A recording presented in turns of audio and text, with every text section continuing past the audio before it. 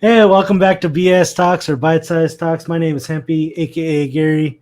We got Julian with us today. Say what's up, Julian. Hey everybody, how's it going? This is Julian or Joop. Hope everybody's doing well. What are we talking about today, Gary? Today's just kind of just a little like kind of just a BS session, right? Talking a little BS.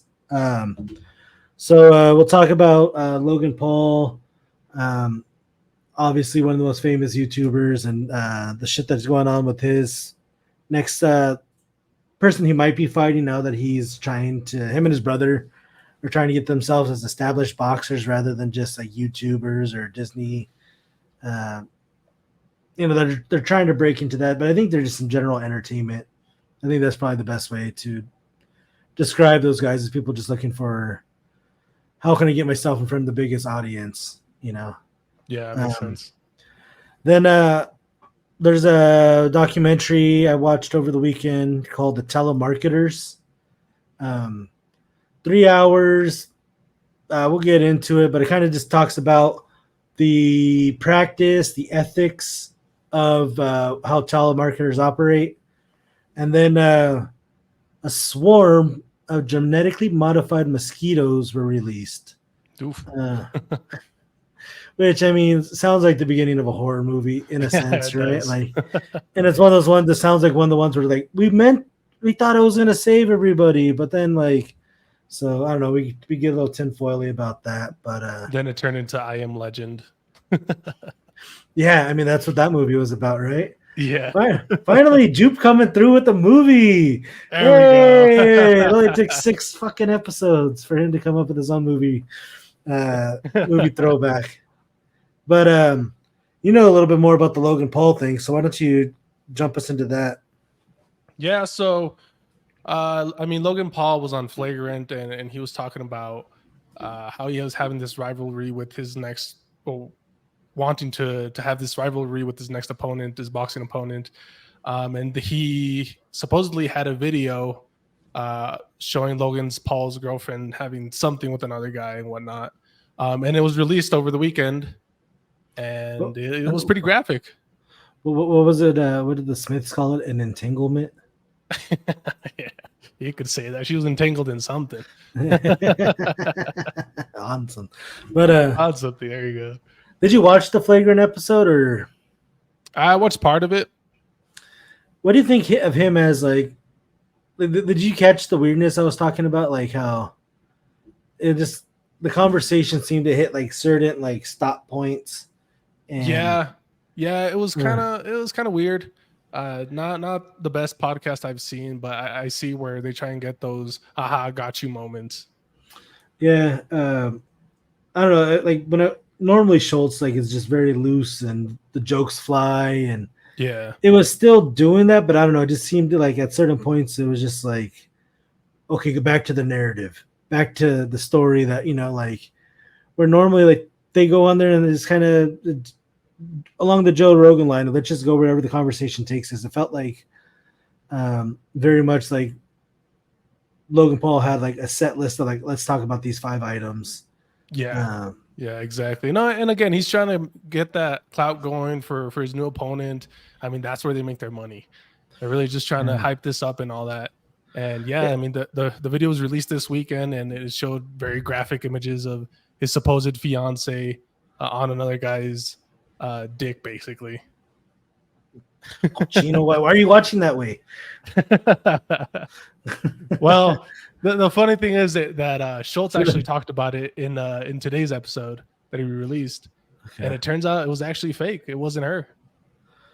Yeah, I mean, they might have even found the video. Like Logan Paul might have found, oh, hey, look, there's this fake video. Like, why don't you say you release it? So Yeah, then it goes viral. So we get more clicks, and it's going to start more beef between us, which is good for it's all fight yeah, publicity. Can't yeah. talk today. Um, but like he's in the nature of hype, and then, like I don't know. Do you remember why he got canceled from YouTube? Do you recall? Wasn't it that Japanese forest video that got him canceled? Yeah, like that was like him chasing clickbait. But so he's found better ways of like, how do I make a more extreme video? You know? Yeah, yeah, Um, And I think this is just like an example of that, of him trying to be like hyperbolic at all times. Like, And hey, if it's working, man, I mean, it's working for him, so why not? what do we have to do? Just I'll release a video of you. Don't worry. We'll go viral. there's so many jokes I could say, but I don't want to put anything out there that might permanently come back. Like, Who cares about these 10 views that we get? And then once we get 300-400 people, it's like, oh shit, that joke was pretty bad. Yeah. And we don't want to get Shane Gillis, Dwayne. Like, you know about him, right? Yeah. Yeah, where he got casted on the SNL in some video he made on a podcast, some like throwaway of a joke came back to get him canceled. Like, it wasn't even a great joke. It was just like a very low grade, like stupid joke. And so before he got casted, but before he ever actually came out on an episode, he got canceled. So yeah, that's true. He's actually kind of worked. It kind of worked out for him. I mean, he kind of got a little more popular with that, and I mean, his comedy's great. It's very early 2000s comedy. Yeah, it took him a while because to me, he's like a product of the 90s. Like, yeah, his jokes are just very broy, but in the best, like in a way that I truly love. I think he's my favorite comedian right now. Yeah, between him, like his stand up, and the guys over at Are You Garbage, they're my favorite pod right now. Like, those guys are hysterical. Which and you're always sending me clips of them. Yeah. And remember how we were talking about Nolan movies?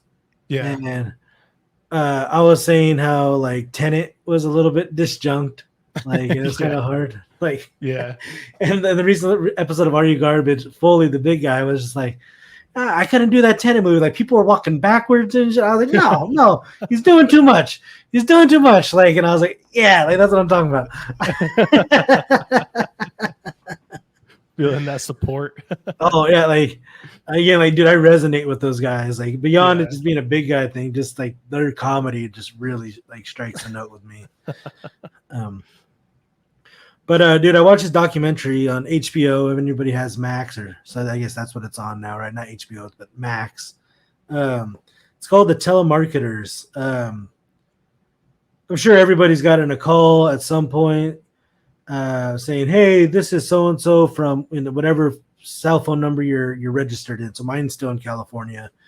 Are you willing to help the California police? Like, it's some organization. Yeah.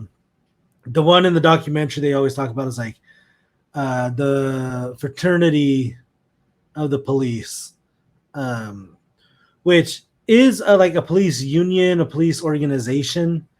But I guess a lot of their funding doesn't go towards like public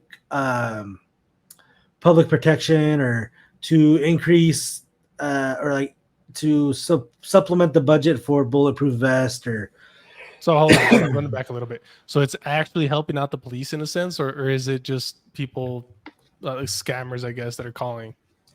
So, okay. So when you're getting that phone call, you're getting a phone call from like a third party, and they might have got the right to make that phone call with that police organization one of two ways. They might have said like, "Hey, how much money were you guys hoping to raise this year through your various fundraisers and stuff?" I don't know, $100,000. Like, they might say something like that.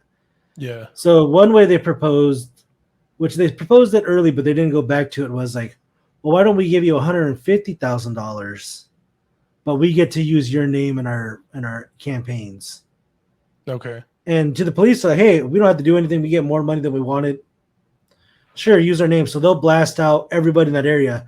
Hey, like, if you support the New Mexico, whatever, we had 5 people who were gunned down or killed on the job, and this, we want to help out their families.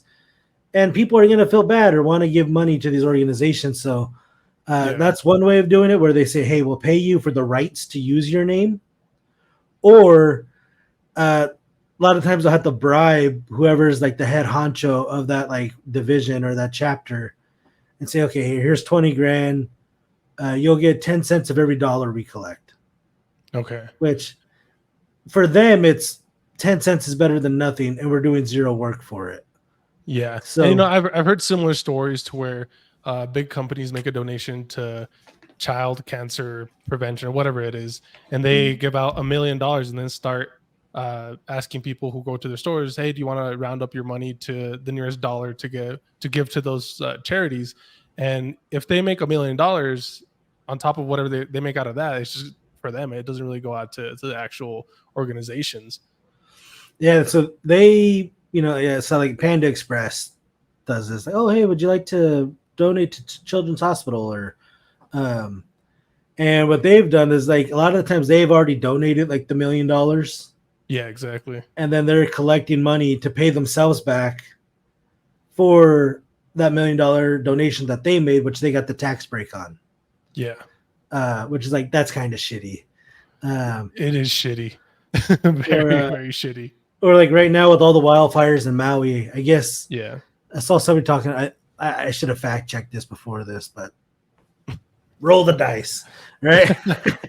These are our opinions and what we've Yeah, heard. yeah. Big disclaimer on this, but I believe like Oprah Winfrey. I think she has like something absurd, like the number. I remember it was it was either 200 or 2,000 acres in Hawaii. Jesus. One of the islands, not the big one, All but of like one. Hawaii, goddamn. Yeah. So she owns a not owns because if you're not a Hawaiian, you can't own land there. Oh, okay. It's one of those things you can lease it for like 100 years, and then like but it's like a bylaw. Like you can't own it, but you can lease it at this rate for 100 years. Okay. Yeah, so like you can own it for your lifetime.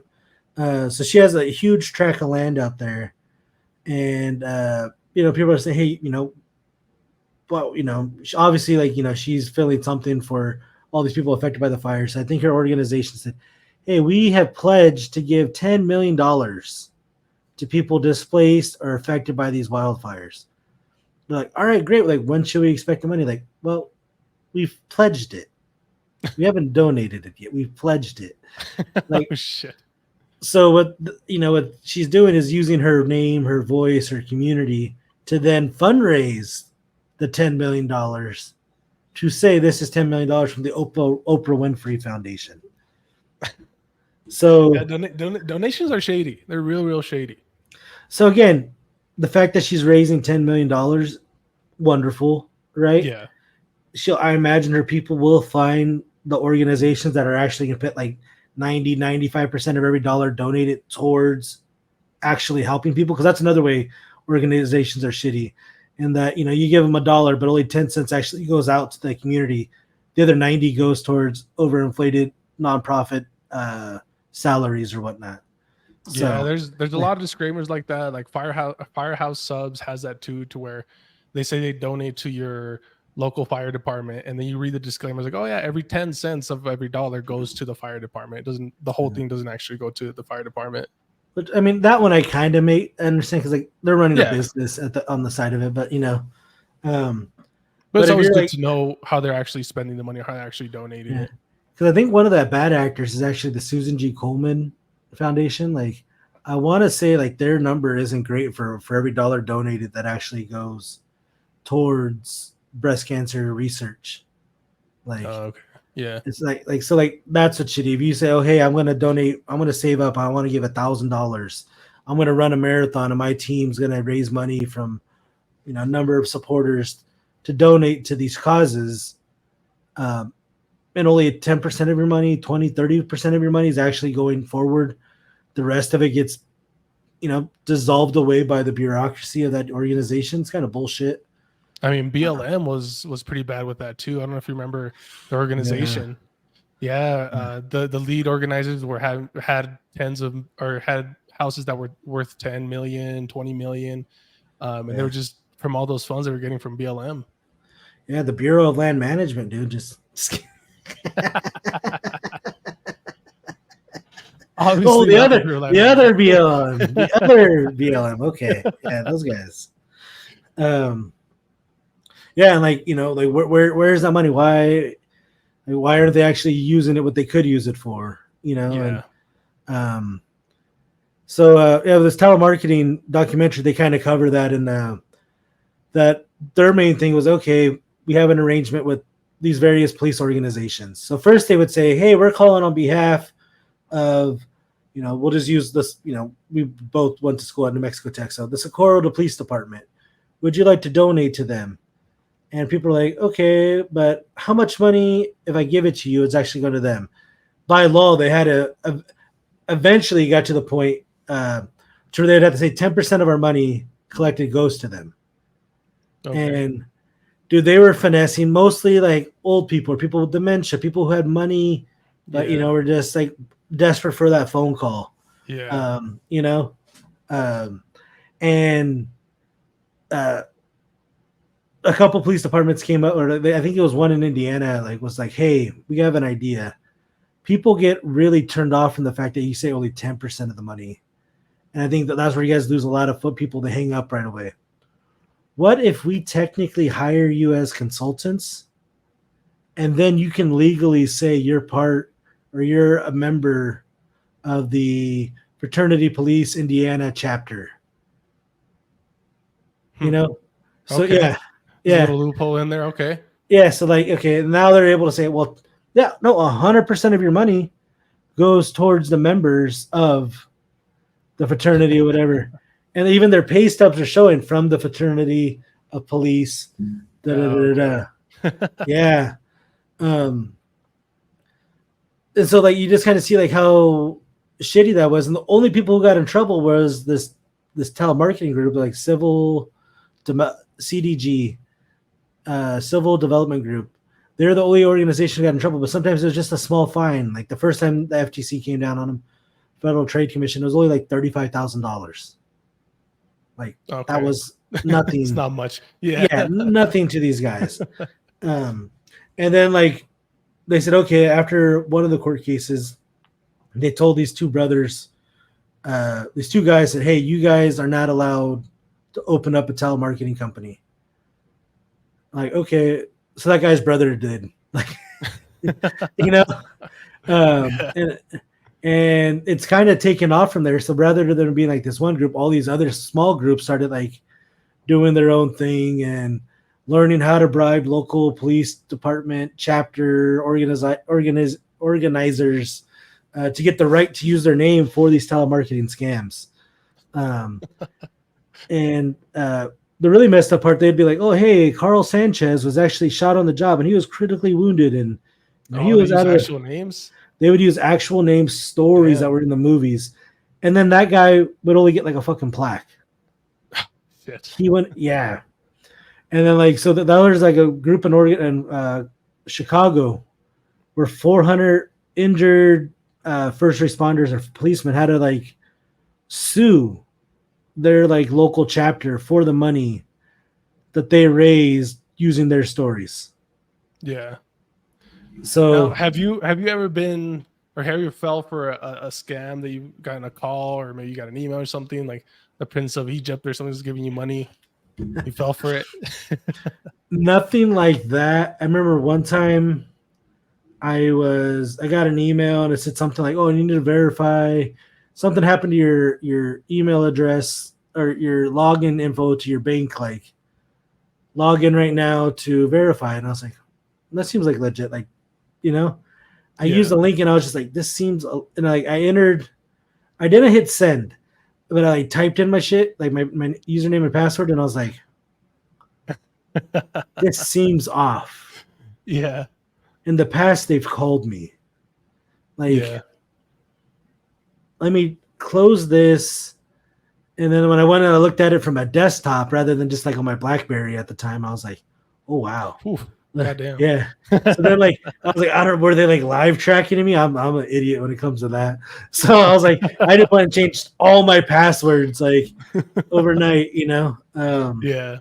So I think that, and then one time I got a call and they're like, oh, congratulations, you did it. I was 18 and I was like driving and I was on the phone. And, like I got some like free promotion and they're like, oh, this, with this, you can get this watch for like $500. And I was like talking to the person, then like they just got too pushy and I was like, this.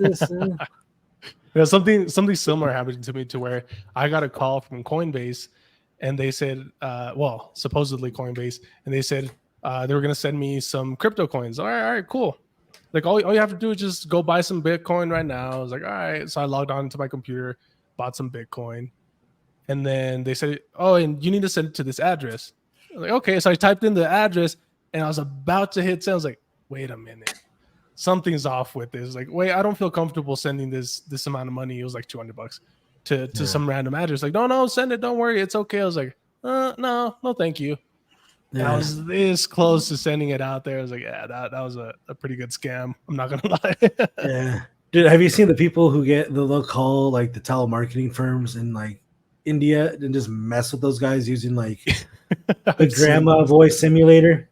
Yeah. Dude, those crack me up. Like, ma'am, what are you doing? Ma'am, stop it. Why would you? Why? Like, they just lose their shit. Like, and like some of those, like, they'll work them for like 30 hours. Yeah, So, I've seen like, those. It's quite a while. Yeah. So like those get pretty intense. But that documentary, I would tell you the first hour is you're gonna get the gist of it. It's a 3-hour thing.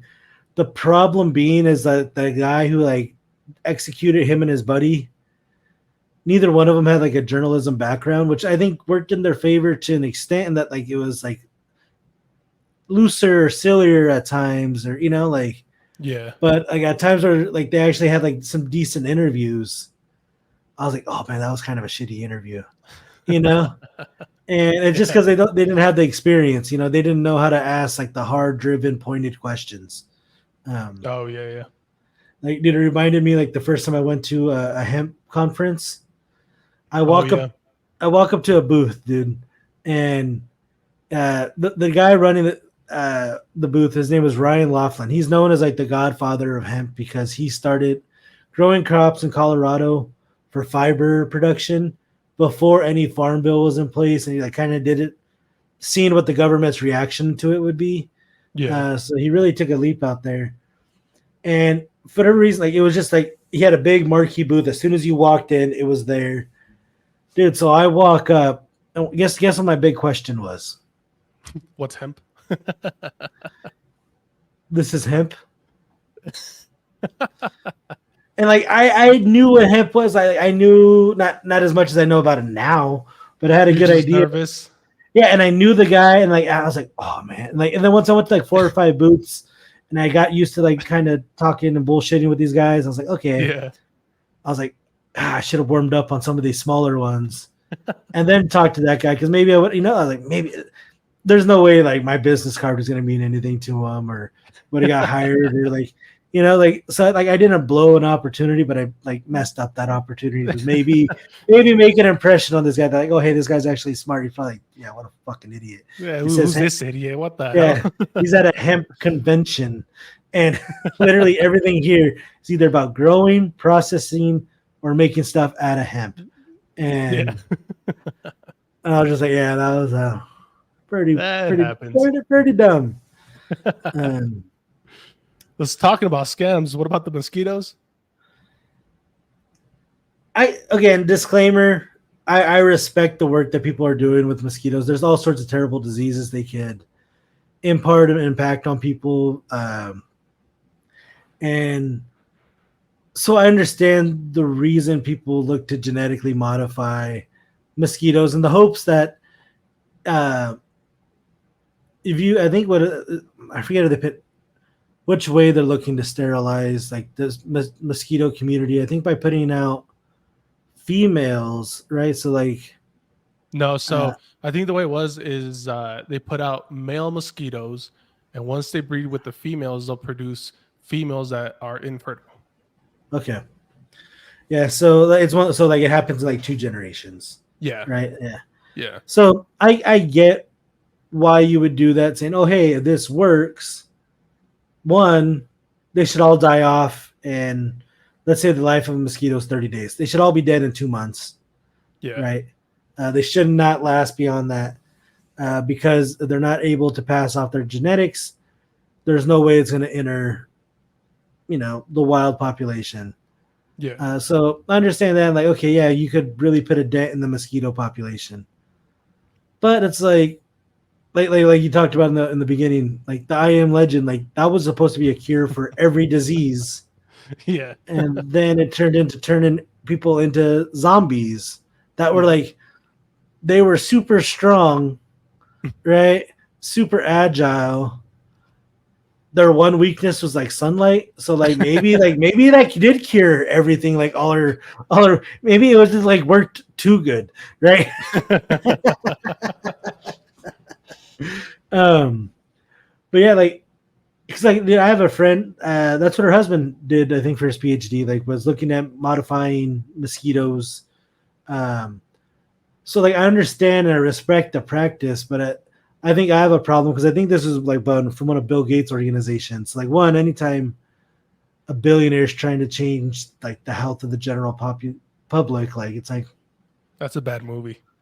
yeah, it's the corrupt billionaire. Then we all have to buy like anti mosquito stuff because like now they're gonna like it's like Jurassic Park, the There latest we go one, again. the latest Jurassic Park, to where like they had these grasshoppers that were like this big or like locusts Yeah. that would eat every type of like crop unless it was from a very particular manufacturer of seed.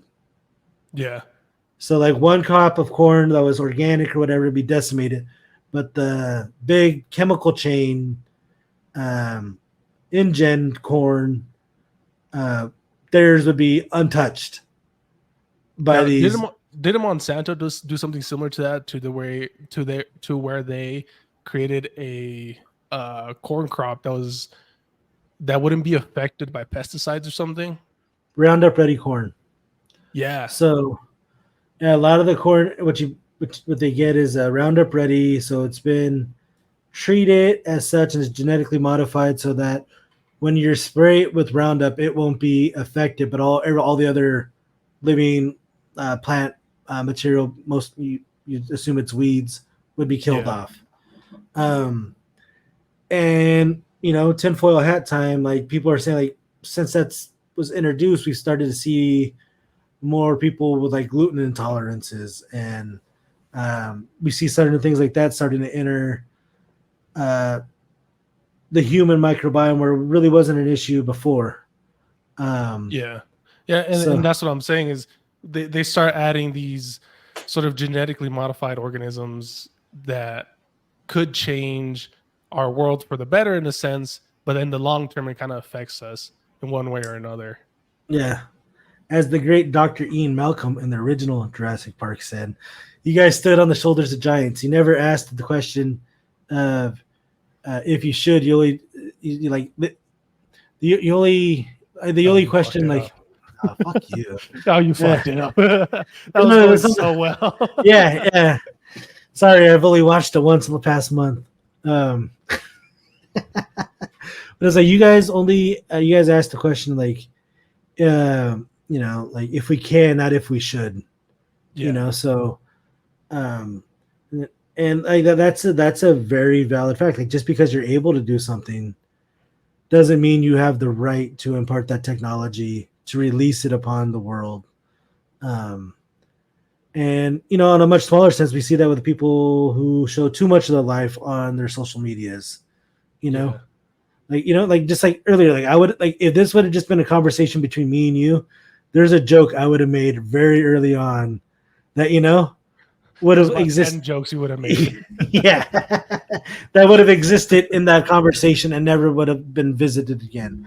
But some people Yeah. put too much out there, and I think that's the consequence of putting technology where people are able to put too much of their life out there, and slowly but Yeah. surely, people are learning how to take advantage of that.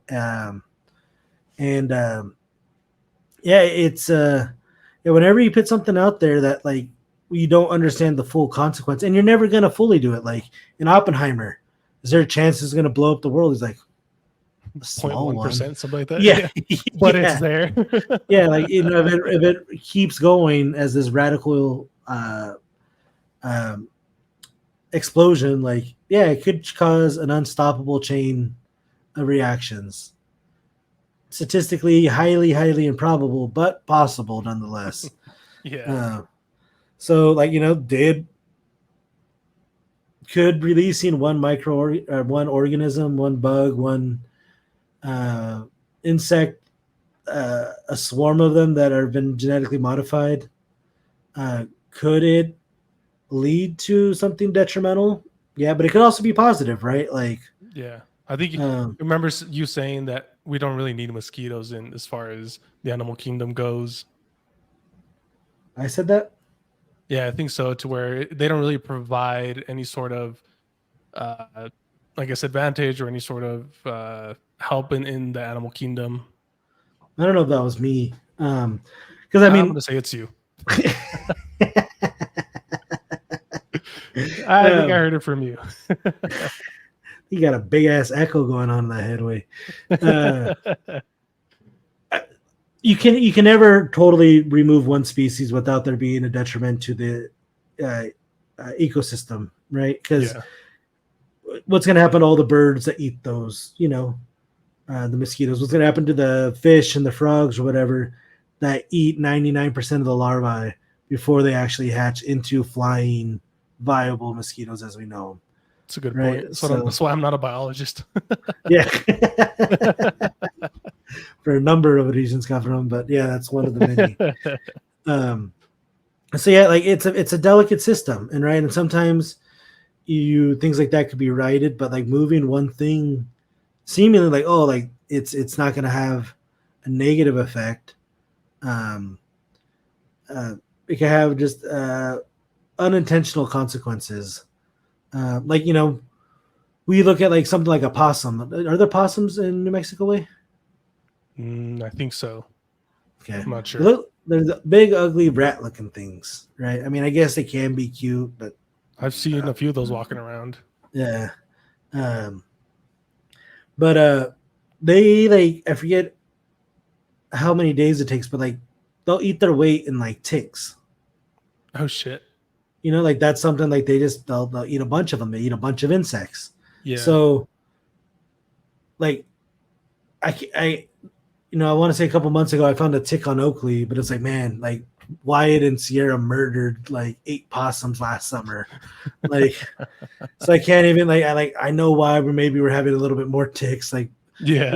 like so you remove something like that from an area, like yeah, hopefully like other ones start coming in, but if you were to move all the possums from the United States, like your chances are we'd see like a huge flare up in um, tick and like things like Lyme disease. And there's even a disease to where I forget what it's called. It could be a quick Google search for anybody watching, but it can make you it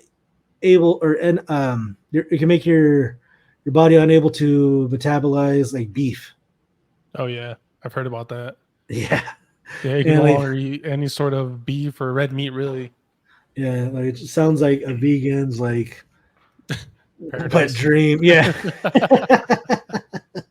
Have you seen that latest joke that like um somebody was saying like, oh, but they're vegan eggs because Oh no. chickens are only eating, they only eat grass and stuff. So like, What?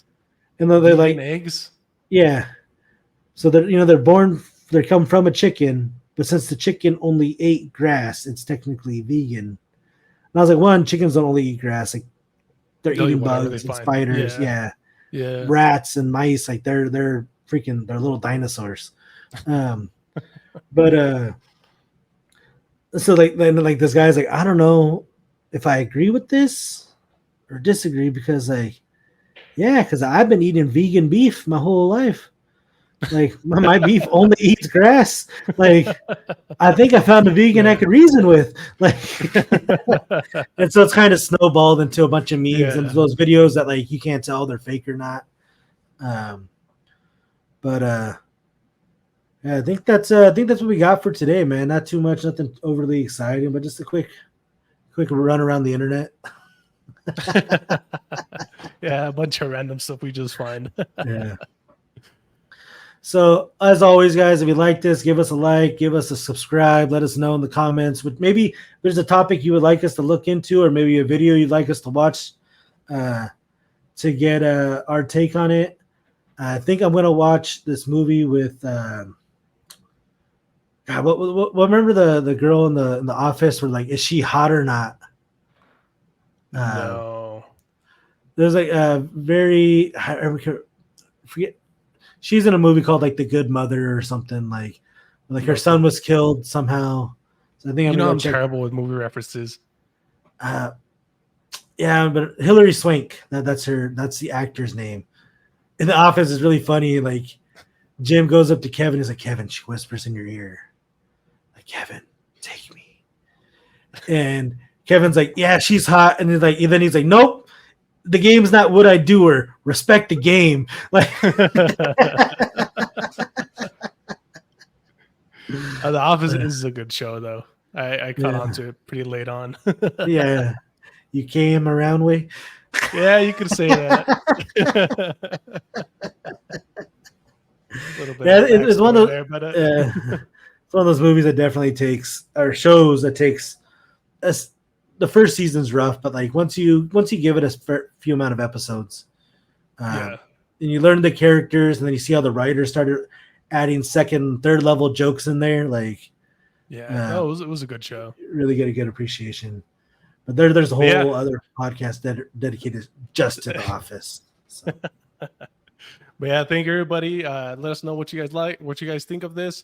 If you have any suggestions or any feedback, please let us know. Check us out on X, on Instagram.